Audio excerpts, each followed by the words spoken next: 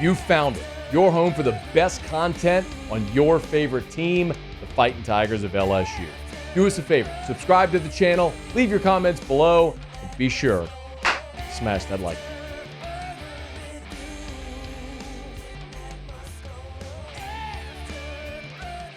News we had anticipated for about a week came on Sunday night. Houston transfer safety A.J. Haulcy does in fact commit to LSU, becoming the second commitment here of the spring portal window, joining Bernard Gooden, the defensive lineman from South Florida who had previously joined the Tigers, and now A.J. Haulcy follows suit. You know, Brian Kelly at the end of spring practice, it was after the spring game, open practice, whatever you want to call it.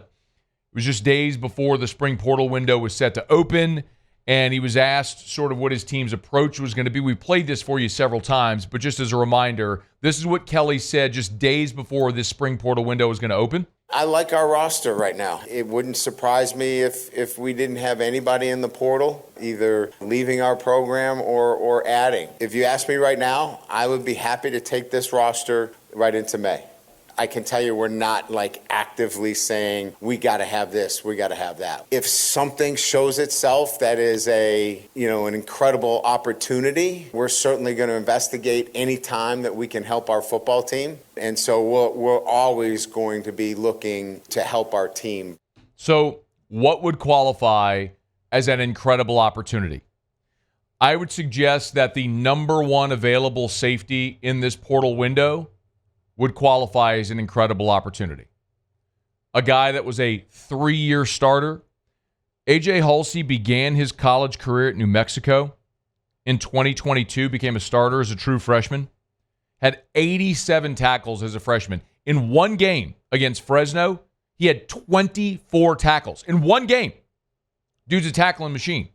After 1 year, he goes to the University of Houston. Has 98 tackles as a sophomore. And he was the Big 12's Defensive Newcomer of the Year.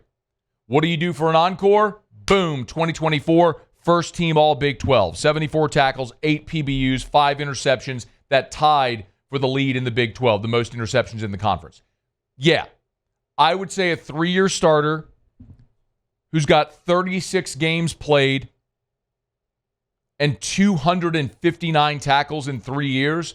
That qualifies as an incredible opportunity for a defense that was atrocious at safety a year ago.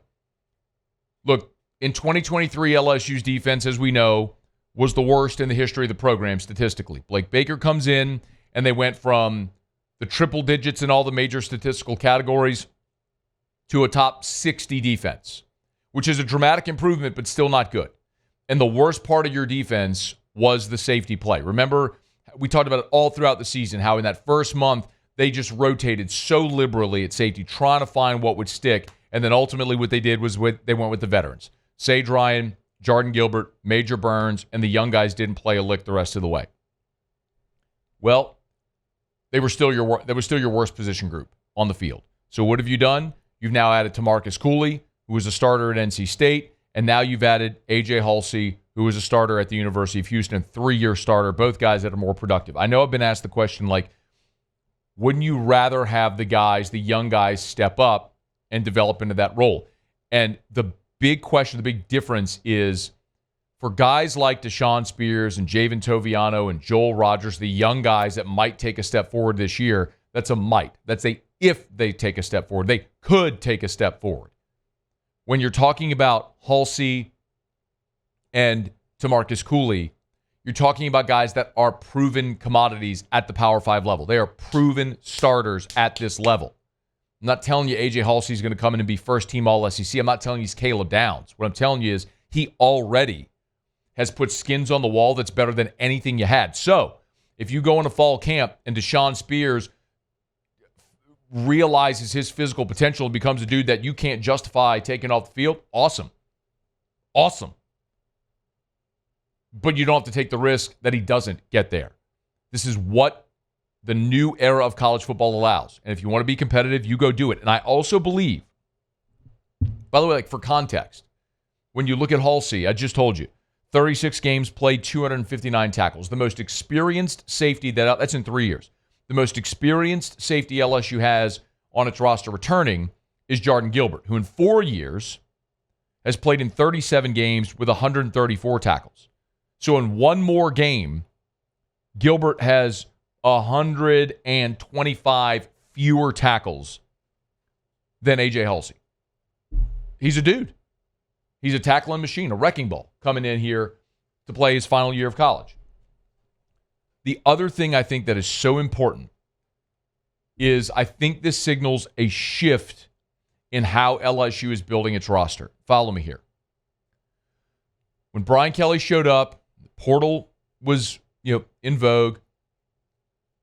The way Brian Kelly talked about wanting to build his roster was to build through the high school ranks and supplement through the portal. Remember, when Brian Kelly showed up, that was when they played the bowl game with 38 scholarship players, right? We've talked about that ad nauseum. Well, they had to go heavy in the transfer portal that year. They had to for numbers' sake. Like, you had to go get guys. So they added 15 players via the portal in 2022. Chief among them, of course, was Jaden Daniels. But after that year, in 22, they went from 15, a year later to 13, and then last year they added 9 players via the transfer portal in 2020 before the 2024 season. Remember, that's what Kelly had said they wanted to do. They wanted to make sure that they were building through the high school ranks and just supplementing through the portal. So they were intentionally reducing the number of players they were taking via the portal. And so remember what that portal class was a year ago. That portal class was JVR Suggs, Gio Paez, CJ Daniels, Austin Osbury, Blake Oxendorf, Xavier Thomas, Jair Brown, Jordan Gilbert, and A.J. Swan.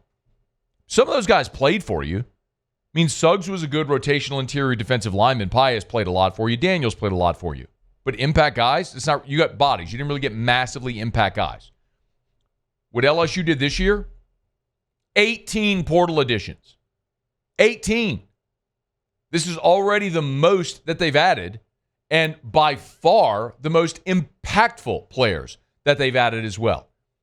And as Kelly's era was building, we constantly put a side-by-side of Brian Kelly and Lane Kiffin and how they were polar opposites in how they were building their program. Kiffin was the portal king, and he was going to get these massive portal classes every year, and Kelly was doing the opposite.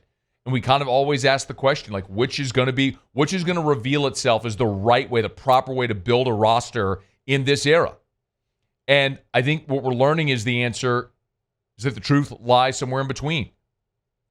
When you lose a quarter of your roster every year, if you invest so many resources into the high school ranks, within 2 years, half your class is gone.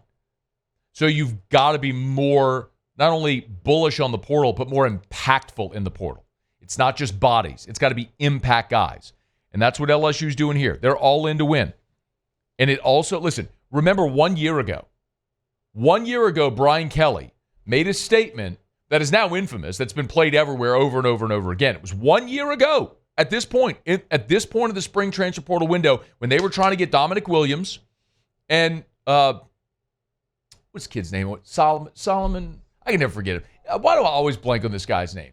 It'll hit me. The kid from Michigan State who ended up going to Miami. Anyway, remember, this is what Brian Kelly said whenever those guys didn't end up here. We're not in the market of buying players. And unfortunately, right now, that's what some guys are looking for. They want to be bought. Thank you, Muse. Simeon Barrow. Why can't I ever remember that? It was like whenever we couldn't remember Kyle Parker and Jaylen Brown. Oh, Lord. No, please no Kyle Parker, Jaylen Brown. I know. That was a problem all throughout fall camp. And I was on a roll, too. Anyway, point is, Brian Kelly, 1 year ago, we're not in the business of buying players. 1 year ago, we're not in the business of buying players. Oh, yeah, you are. You weren't in the business of buying players, which is why you went 8-4. Your ceiling was definitively lower because you weren't willing to spend the money to go bring in impact guys. Oh, they bought players this year. Best team money could buy. Best team Brian Kelly could have bought in his entire career. He'll have it. So, with that expectations increase, as they should, and this team, the floor is much higher. But the question now for Brian Kelly it's not about talent. You got a fifth-year senior quarterback who'll be a second-year starter. You got gazelles on the outside. You got depth at running back. You went and got 2 plug-and-play starters on the offensive line. You're talented and deep across your defensive line. You got Whit Weeks and Harold Perkins both back at linebacker, and you have just flooded your secondary with talent. Incoming freshmen like DJ Pickett and transfer portal guys like Mansour Delane, AJ Haulcy, Tamarcus Cooley. Okay, now go win. Go win.